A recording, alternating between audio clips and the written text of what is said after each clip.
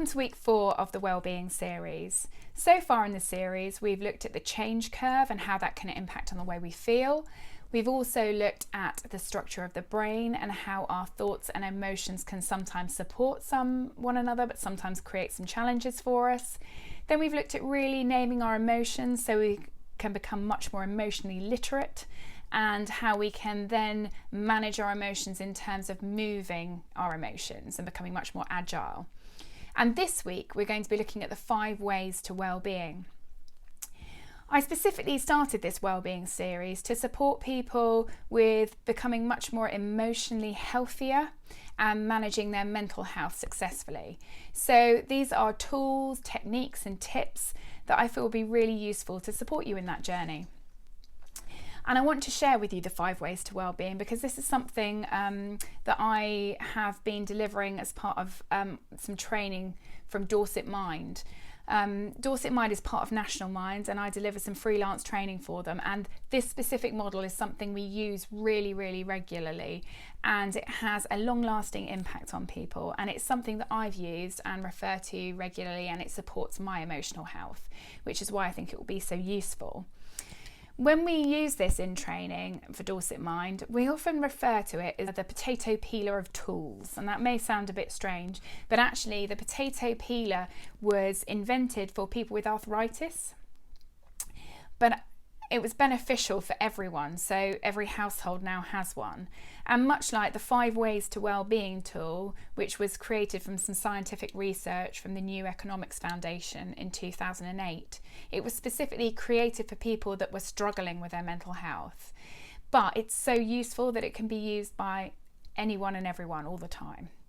So today I'm going to share the model with you and the 5 ways, and specifically look at some research that sits behind those 5 ways, but also some ideas and tips and hints of how you could implement those into your life so you can feel emotionally much happier. So let's have a look at them.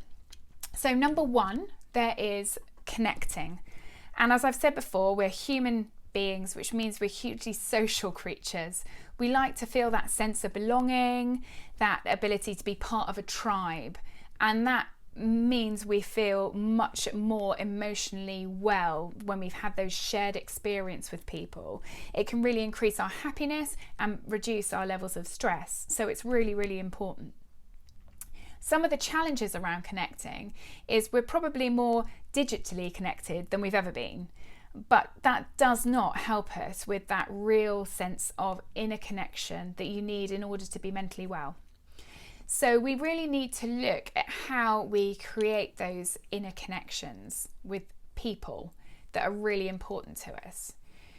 There was some research a long time ago from Stanford University, probably going back about 7 years now, and they were studying resilience and where resilience is built, and they looked at children and their childhoods, and those children that were most resilient as adults had one important key relationship that enabled them to be resilient as adults, and that relationship could be with a parent or a sibling or a friend, but that importance of somebody that believes in you and makes you feel good, gives you that inner strength. And so creating connections is really important. So take the time to think about who, and it is a who, is important to you and gives you that sense of inner connection that makes you feel good. And it probably, when you look at your 500 or 5,000 friends you have on Facebook, there'll only be a handful of people that can give you that inner connection. And it's about nurturing those relationships and spending quality time with those people and engaging with them in order to give you that feeling, which then improves your emotional well-being.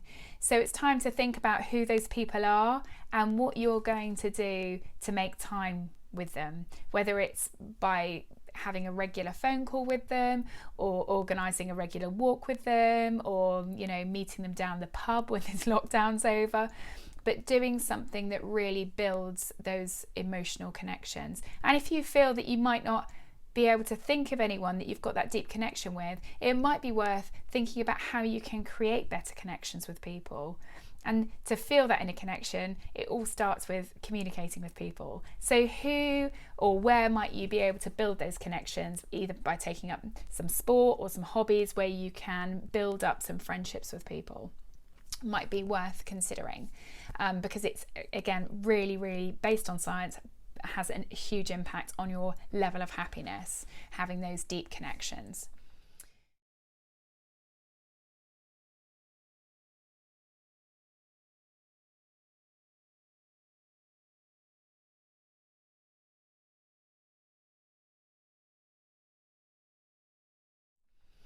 So that's number one of the 5 ways to well-being. Number 2 will be no surprise to you at all. It's exercise. We all know that exercise is good for us. We've probably, had seen that more in lockdown than anywhere else with the amount of Joe Wicks workouts that have been available to us.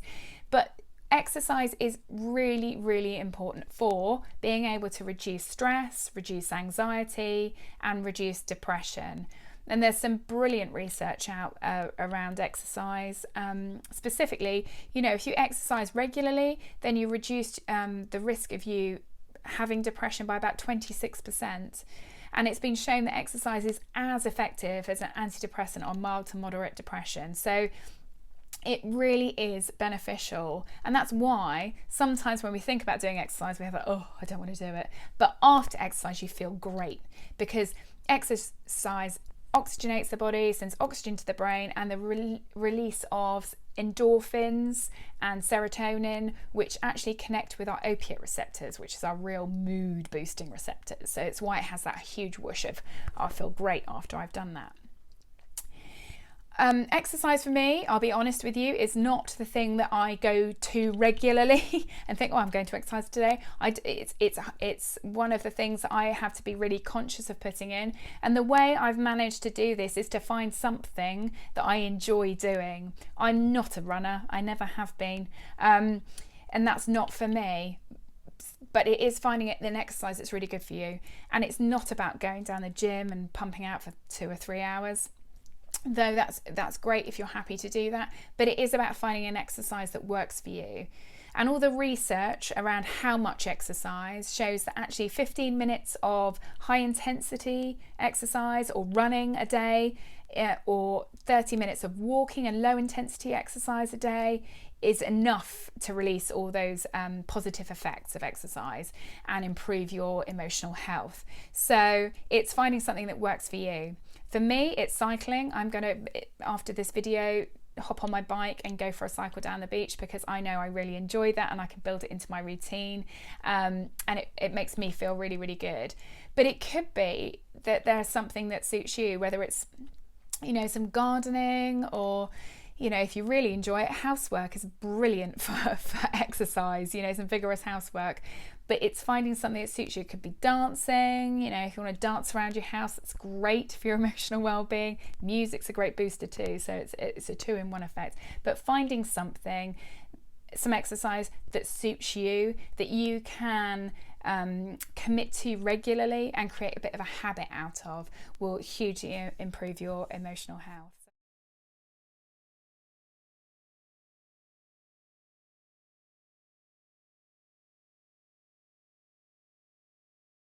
So that's number 2. Number 3 is learning, and specifically the power of new learning.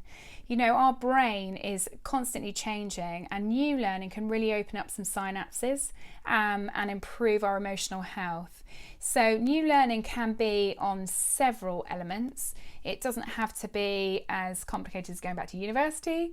It can be just setting a goal to do something new.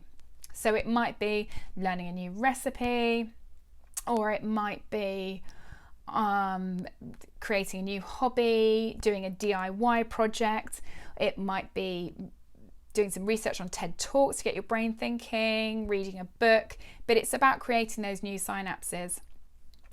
We're actually creatures of habit, so we tend to do the same things repetitively because it's easier for us and we know what we're doing. But stepping outside of that and creating some new synapses and new thinking means doing things differently. For example, if I choose to go for a walk, I tend to go on the same walk to the same place. and that doesn't really open up my synapses. So what I need to do is go to a different place or choose a different route, and that's really, really good for opening up and creating new learning. So think about what you could do, or what goal you could set yourself to do something new, to step out of your sort of comfort normal zone and really get those synapses opening and firing, to improve your emotional health.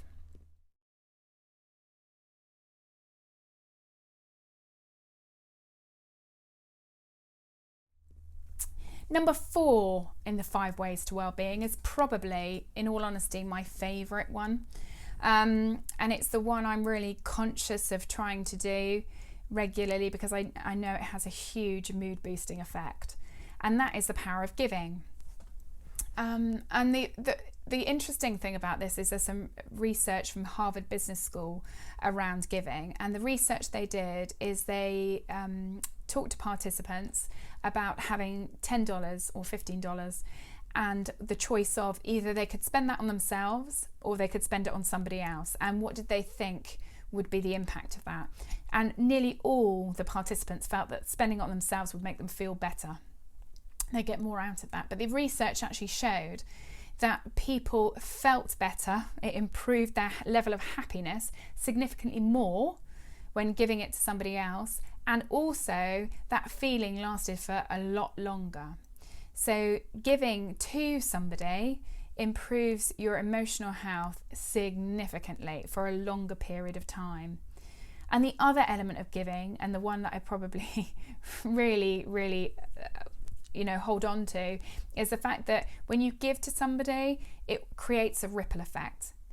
If somebody does something nice for me, whether it be sending me a little note or a flower or some flowers or some chocolates or whatever it is, I then tend to I know I do something kind for somebody else, and it has that ripple effect. And I know that if I've done something really kind for somebody else, that's had a ripple effect. It's the kind of pay it forward effect. So it's hugely mood boosting for a longer period of time. In fact, the other research that was done from Berkeley University, going back about 20 odd years, was with elderly retired people. And what they discovered is that those that volunteered their time, gave their time 2 or 3 hours a week, versus those that didn't volunteer any of their time, so didn't do much giving, the impact on those that did volunteer their time for 2 or 3 hours a week in retirement actually meant they had a 44% greater chance for living an extra 5 years. So brilliant for improving our immunity and our emotional and physical health. So the power of giving, as you've probably guessed, is huge.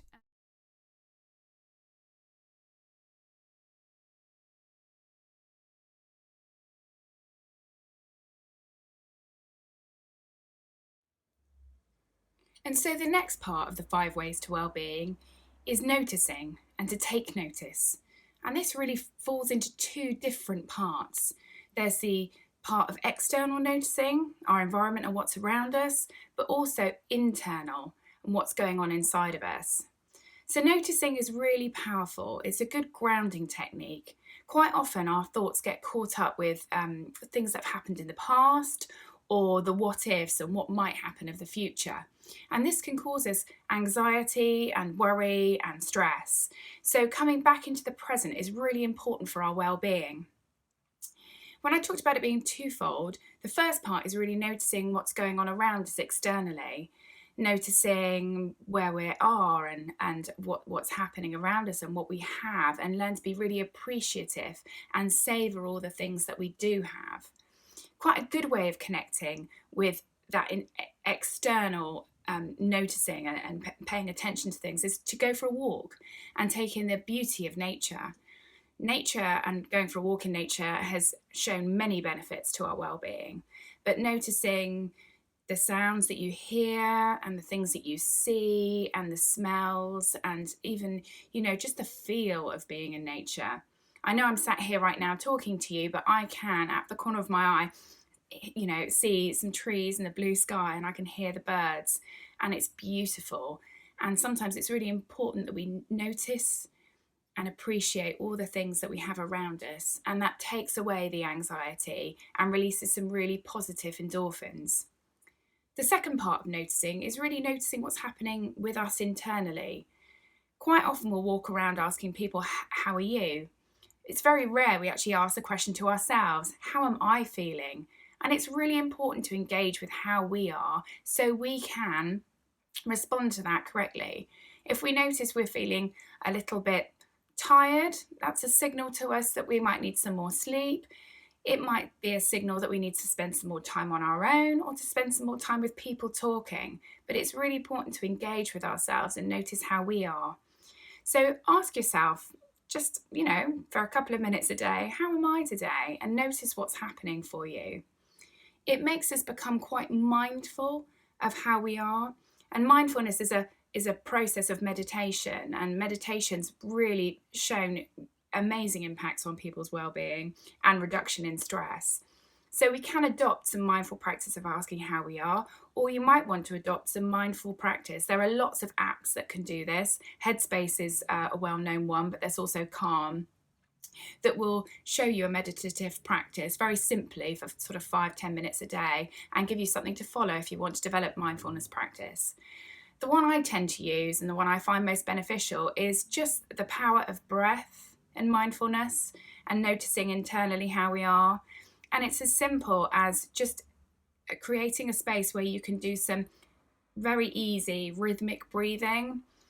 The thing is, and I think it's really important, is that it has to be rhythmic and even and really deep breathing. And it doesn't matter to what count you do it, whether it's going to be 3 or 4, but it's remembering to breathe in for 3 and out for 3, in for 3 and out for 3, or 4 or 5, or whatever you feel most comfortable with. But you could start for just 1 minute of that rhythmic breathing. And as you breathe in through the nose, and as you breathe out through the mouth. And this really helps to calm and center ourselves, to reduce our heart rate and to improve oxygenation to the brain. And it's really powerful practice. And even through talking about it just now, I've noticed that my heart rate has dropped and I feel my shoulders relaxing and I feel much more centered. So you can do that and just try it for a minute a day and build it up to 2 minutes a day and then build it up to 5 minutes a day. It's really simple, but it has a long-lasting impact. So that's the power of noticing both internally what's going on or noticing externally. But it's about taking those moments in time to savor what's around us and savor how we're feeling. And I think those things are really important for your well-being.